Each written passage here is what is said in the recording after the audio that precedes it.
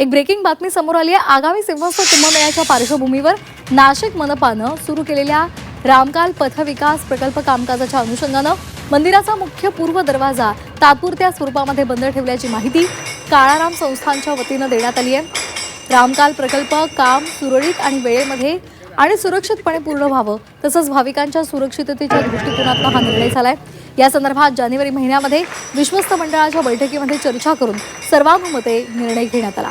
काळाराम मंदिरामध्ये येणाऱ्या भाविकांच्या दर्शन व्यवस्थेमध्ये कोणताही अडथळा येऊ नये यासाठी दक्षिण आणि उत्तर प्रवेशद्वार दर्शनासाठी नियमित खुलं राहणार असून सर्व भाविकांनी दर्शनासाठी दक्षिण आणि उत्तर प्रवेशद्वाराचा वापर करावा। रामकाल पथ विकास प्रकल्प सार्वजनिक हिताचा आणि शहराच्या सर्वांगीण विकासाच्या दृष्टीनं महत्त्वाचा असल्यामुळे मनपाला सहकार्य करण्याचा निर्णय संस्थाननं घेतलेला आहे।